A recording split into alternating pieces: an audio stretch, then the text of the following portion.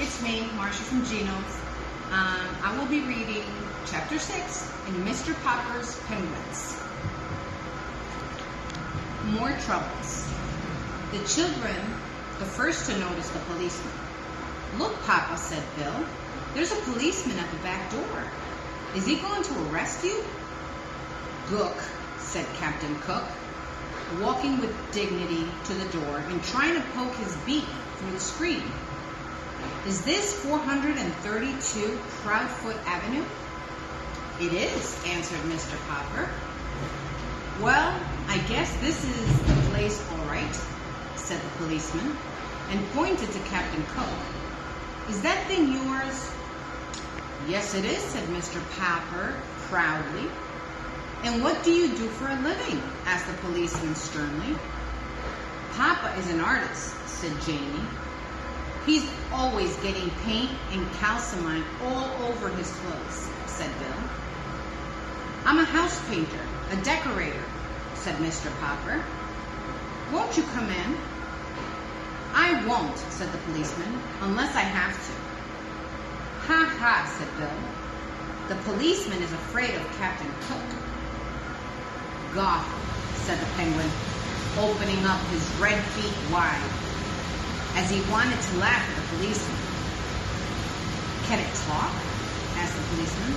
"What is it, a giant parrot?" "It's a penguin," said Janie.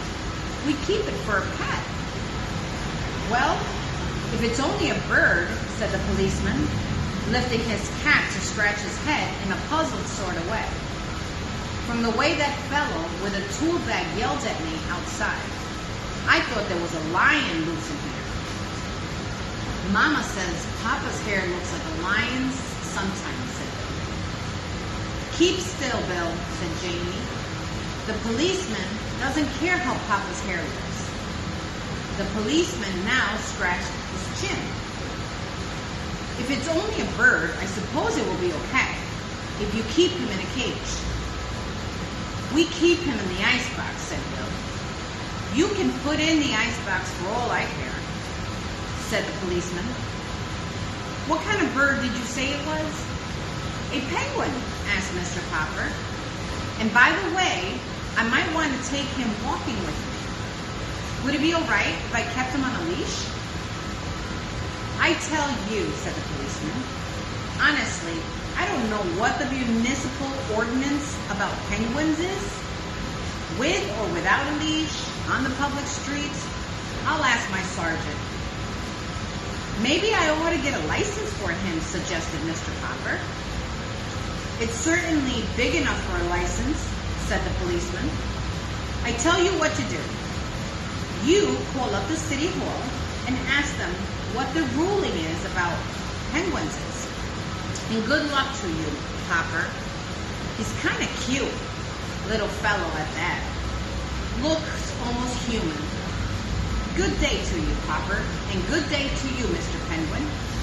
When Mr. Popper telephoned the city hall to see about a license for Captain Cook, the penguin did his best to disconnect the telephone by biting the green cord. Perhaps he thought it was some kind of eel. But just then, Mrs. Popper came back from market and opened a can of shrimps, so that Mr. Popper was soon left alone on the telephone. Even so, he found that it was not so easy to learn whether or not he must get a license for his strange pet. Every time he would explain what he wanted, he would be told to wait a minute, and much later a new voice would ask what he wanted. This went on for considerable time. At last, a new voice seemed to take a little interest in the case. Pleased with this friendly voice, Mr. Popper began again to tell about Captain Cook. "Is he an army captain, a police captain, or a navy captain?" "He's not," said Mr. Popper. "He's a penguin." "Will you repeat that?" said the voice. Mr. Popper repeated it. The voice suggested that perhaps he had better spell it. Penguin, said Mr. Popper. "Penguin." "Oh," said the voice. You mean that Captain Cook's first name is Benjamin? No, not Benjamin. Penguin. It's a bird, said Mr. Popper. Do you mean, said the phone in his ear, that Captain Cook wishes a license to shoot birds? I'm sorry. The bird's hunting season does not open until November. And please try to speak a little bit more distinctly. Mr. Topper said, did you say your name is? My name is Popper, not Topper, shouted Mr. Popper. Yes, Mr. Potter. Now I can hear you quite clearly. Then listen, roared Mr. Popper, now completely outraged. If you folks at City Hall don't even know what penguins are, I guess you haven't any rule saying that they have to be licensed. I will do without a license for Captain Cook. Well, just a minute, Mr. Popwell. Our own Mr. Treadbottom of the Bureau of Navigation of Lakes, Rivers, and Ponds and Streams has just come in. I will let you speak to him personally. Perhaps he knows this Benjamin Cook of yours.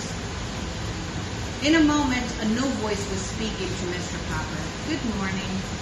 This is the Automobile License Bureau. Did you have this same car last year? And if so, what was the license number?